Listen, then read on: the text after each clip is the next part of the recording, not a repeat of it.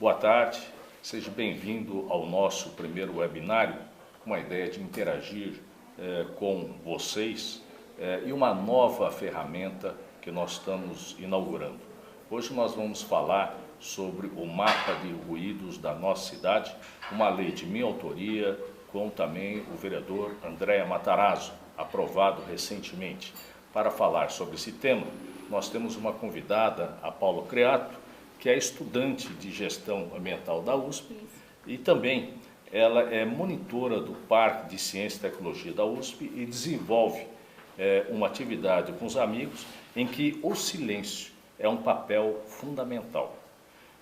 Quero agradecer a sua presença. Obrigada, boa tarde.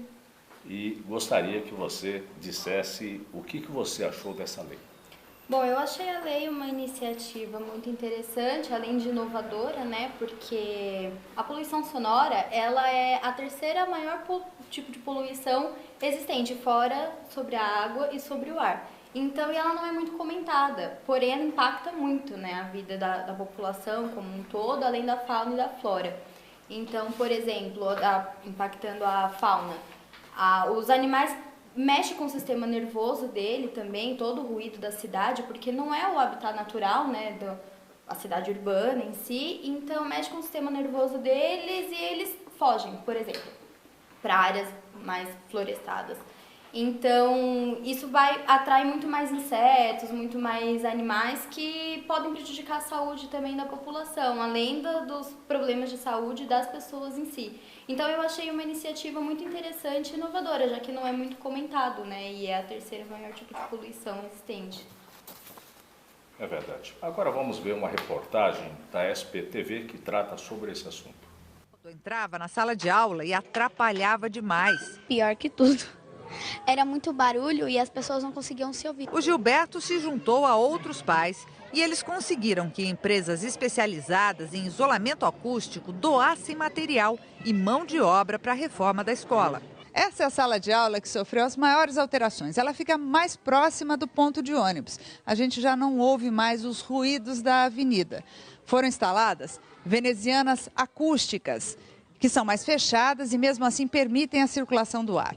Os vidros são mais grossos e isolam os ruídos. O forro também recebeu tratamento acústico.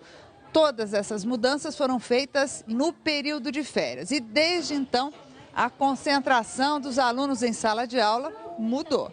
A concentração e quando os professores iam falar alguma coisa para uma turma, eles tinham que gritar, porque não dava para ouvir. Agora, se eles falam numa ponta do salão, quem está no outro lado vai ouvir. O professor fica muito menos irritado, né? Consome muito menos a voz dele e a qualidade do relacionamento entre crianças e educador melhorou muito e de criança com criança, né? Porque é possível escutar.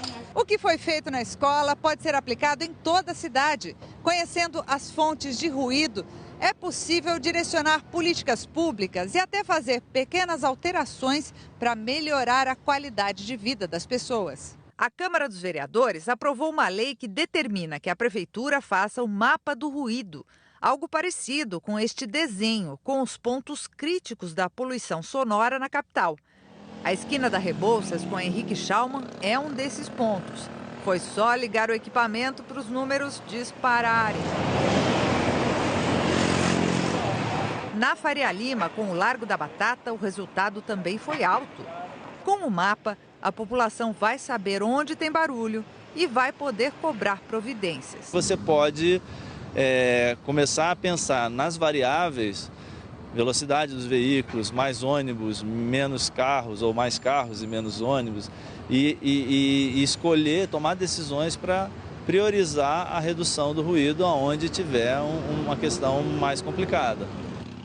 Você ouviu quanto barulho? Pois é. A lei prevê que em 4 anos os pontos críticos devem ser identificados e estudados. E em 7 anos toda a cidade deve estar mapeada. Eu espero que a gente não fique surdo até lá. Voltamos, exatamente o que mostrou essa reportagem. Mas, Paula, você que é monitora do Parque de Ciência e Tecnologia da USP e que desenvolve uma atividade com as crianças em que o silêncio tem um papel fundamental. O que você poderia dizer a respeito? Exatamente, a gente desenvolve atividades, eu especificamente desenvolvo atividade de trilha, né, com as crianças. Normalmente são crianças do ensino fundamental até ensino médio ou visitantes que entram para participar e saber sobre o assunto. Então a gente foca bastante nesse assunto. Como o Parque Cientec fica próximo ao zoológico, em frente ao zoológico, e tem uma avenida movimentada, o aeroporto de Congonhas não é longe dali, a gente faz uma atividade antes de começar a trilha desenvolvendo os outros sentidos, como a audição. Então a partir daí a gente mostra que a interferência externa também vai impactar na vegetação ali, porque lá é uma área de preservação. Então, quando a gente pede para fazer silêncio, porque os animais que ficam soltos, eles só aparecem quando tem silêncio. Quando as crianças estão falando alto, ou quando tem barulho da rua muito aguçado, né, eles fogem. Então a gente sempre brinca até com eles, fala, se vocês quiserem ver macaco, alguns animais, tem que fazer silêncio. Então a gente consegue ouvir barulho de avião, barulho de carro passando na rua, das pessoas falando, e isso atrapalha até o crescimento da vegetação nativa dali, né? Então esses ruídos, eles atrapalham o entendimento das crianças, assim como a vegetação e os animais presentes ali. Então é importante, a gente visa bastante essa parte do silêncio e mostrar que a cidade urbana, como ele pode influenciar na vegetação da cidade como um todo, das áreas verdes, né? Que a gente tem pouca, inclusive, na cidade de São Paulo. É verdade, e nós tivemos uma influência muito grande com relação a essa questão do rodanel. Inclusive, teve um local próximo do rodanel, onde o pessoal ingressou com uma ação pedindo que se criasse uma acústica para conter aquele barulho que iria provocar o rodanel. O que você poderia dizer a respeito? Bom, é porque acredito que na construção do rodoanel eles não levaram tanto em consideração a população que mora no entorno, né? A população, a vegetação que teve que tirar dali também para construção. Então, eles se preocupam mais com a logística do transporte, não com a população ao entorno. Então, foi implantado, né, como eu li no documento, só em uma certa parte esse isolamento acústico, que foi o que foi acordado, mas ele é importante porque, além de prejudicar a saúde da população em volta, que é isso que eles estavam reivindicando, né? Porque a poluição sonora, ela pode acarretar problemas cardiovasculares, o problema de falta de sono nas pessoas, que provoca também, atrapalha o rendimento no dia a dia dela no trabalho. Então, eu acredito que seja importante medidas como essa, mas tiveram que abrir, né, o processo no rodoanel. Então, esse mapeamento do ruído de São Paulo é importante para já ser tomadas essas medidas e não precisar abrir um processo, as pessoas serem prejudicadas ao longo dos anos, até que se tome alguma providência. É verdade. E como você bem disse, na realidade, essa questão da poluição sonora ocupa o terceiro lugar de importância, né? Primeiro a poluição atmosférica, depois da água, e depois essa questão da poluição sonora, tão importante e tão fundamental, principalmente para nós que moramos aqui nessa mega metrópole. Exatamente. Nós recebemos aqui uma indagação do internauta Marcelo Santiago, que pergunta: como será a implantação dessa lei? Na realidade, essa implantação, quando nós votamos o Plano Diretor Estratégico, nós entendíamos que em 12 meses poderia ser avaliado e termos esse mapa de ruídos da nossa cidade. Posteriormente, o prefeito não permitiu essa questão, porque entendeu que em 12 meses não havia possibilidade. Imediatamente nós acordamos, preparamos uma nova lei e aprovamos agora recentemente, que prevê de 4 a 7 anos que a gente possa preparar todo esse mapa de ruído da nossa cidade, a começar pelo centro expandido, posteriormente para as áreas onde nós temos aquelas questões urbanísticas, né, onde se discute as áreas que estão dentro do plano diretor, e depois nós discutimos as demais áreas. A internauta Juliana Rodrigues perguntou o que fazer para denunciar casos de barulho excessivo, como som alto e gente gritando. Esse é um grande problema que nós temos na cidade, principalmente perto daqueles barzinhos que nós temos acompanhado. Muita gente reclamou, e essa semana, inclusive, eu atendi uma pessoa andando na rua pedindo providências para combater esse barulho que tinha do lado da sua casa. Eu acho que nós temos o Psil, que é uma ferramenta, é a única ferramenta que nós temos, mas acreditamos que com a introdução também com o mapa dos ruídos da nossa cidade, nós teremos condições também de mapear e exigir providências para, por exemplo, como tem um barzinho. Então, para você reduzir esse barulho excessivo, você vai criar determinados tipos de acústicos também no entorno. Você não pode deixar aquelas pessoas na rua conversando, esperando os seus veículos, que também traz um transtorno. Então, eu acho que nós precisamos discutir as técnicas, as propostas para reduzir, minimizar, por exemplo, essas questões. O internauta Nelson Pereira, ele pergunta quais são as regiões mais afetadas da nossa cidade. Sem dúvida nenhuma, eu acho que o aeroporto de Congonhas, nós temos o Campo de Marte, nós temos o Rodanel, nós temos o centro da cidade, nós temos áreas onde, por exemplo, como o 23 de Maio, as marginais de Pinheiros, marginais do Tietê, são áreas onde o trânsito provoca um barulho extremamente excessivo, além de locais onde nós temos aqueles bares, restaurantes, muitos próximos, como Vila Madalena. Uma condição muito séria. E agora nós temos um problema muito sério também, com relação a esses pancadões que vêm acontecendo na nossa cidade, apesar que nós temos leis de combate a isso, mas é impossível, né, a polícia e o PSIL, a prefeitura, se mobilizar, porque cada dia se faz num lugar.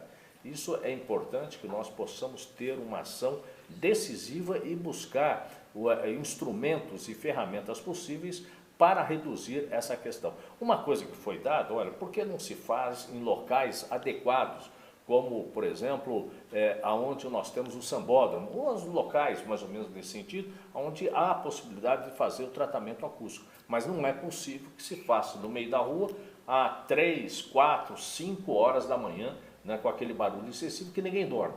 Então, nós precisamos efetivamente discutir essa questão. E eu acredito que o mapa dos ruídos da nossa cidade irá combater. Da mesma maneira que a Comunidade Europeia implantou a obrigatoriedade do mapa dos ruídos em toda a Europa, nos países que fazem parte da União Europeia, como também exigiu que providências, não só apontando os mapas, mas as providências que deveriam ser tomadas com novas tecnologias. Curitiba foi a primeira cidade do nosso país a fazer um mapa de ruídos no centro da cidade. E pasme, em todo o centro da cidade, na hora do rush, mostrou que todas as regiões estavam acima do permitido, ou seja, acima de 85 decibéis, o que é o limite permitido para nós suportarmos o barulho. Então, há necessidade de nós discutirmos uma melhoria acústica com relação aos ônibus, aos carros, criar aquelas barreiras acústicas como foi criada no Rodanel. Enfim, nós precisamos discutir a fundo. É importante dizer, por exemplo, que uma lei federal, como se implanta um aeroporto, nas imediações você não pode ter escola, você não pode ter hospitais, você não pode ter hotéis. Exatamente porque ninguém consegue dormir, ninguém consegue estudar. Não é? Então, isso já está destinado a nível de uma legislação estadual. E nós aqui, de uma maneira permissiva, autorizamos dentro do plano diretor estratégico, dentro do plano do uso e ocupação do solo, do isolamento, a instalação dessas questões. Então, das escolas, permitimos também hospitais, o que não poderia, e o que demonstra logo de cara que não é possível. E eu acredito que, junto com essa lei do mapeamento do ruído, a educação da sociedade como um todo, tanto esse projeto que a gente tem no parque, de monitoria, a gente incentiva as crianças à preservação e toda essa questão, projetos como palestras ou até workshops, da sociedade como um todo mesmo, de todas as idades, seria importante para a conscientização das pessoas. Por exemplo, os pancadões de rua, porque não está incluso na cultura, né? Principalmente aqui no Brasil, esse respeito que a gente tem que ter um com o outro. Então, os ruídos, eles atrapalham todo mundo. Então, a conscientização da população, da sociedade como um todo, pensando uns nos outros, é bem importante para dar continuidade nas resoluções desse problema, né? Que com o mapeamento, vai conseguir ver onde tem esses locais, os ruídos são mais aflorados, e com esses projetos linkados, acredito que a conscientização seria bem importante. Então, a educação desde cedo das crianças, então elas vão crescendo com essa cultura nova nelas, então, e para as pessoas de mais idade, por exemplo, se conscientizarem do porquê isso é importante, de como isso vai afetar a saúde das pessoas também. Não tenha dúvida. Paulo, você tocou num ponto fundamental, que é o ponto da educação. Nós precisamos iniciar, eu acho que a educação está muito frouxa, mas nós precisamos ter uma educação digna da sociedade. E nós precisamos começar por várias questões. A princípio, pela educação formal propriamente dita, mas a educação não formal é de fundamental importância com relação a essa questão da sustentabilidade, a questão do meio ambiente e a questão da qualidade de vida de todos nós. Bom, eu gostaria de agradecer a Paula mais uma vez, a sua presença. Obrigada pelo convite. Obrigado. Agradecer a audiência e quero que vocês compartilhem o vídeo e enviem perguntas pelas redes sociais. Nós estaremos sempre discutindo nesse webinário, que é uma questão fundamental. Nós temos diversas questões sendo votadas na Câmara Municipal. Nós temos ouvido aquelas pessoas que nos telefonam, que mandam um e-mail, que conversamos na rua, mas precisamos ampliar esse diálogo e queremos ouvir você, que tem a sugestão para nos dar. Então, agradeço mais uma vez a presença e a audiência de vocês. Muito obrigado. Paula, mais uma vez, muito obrigado. Obrigada a todos.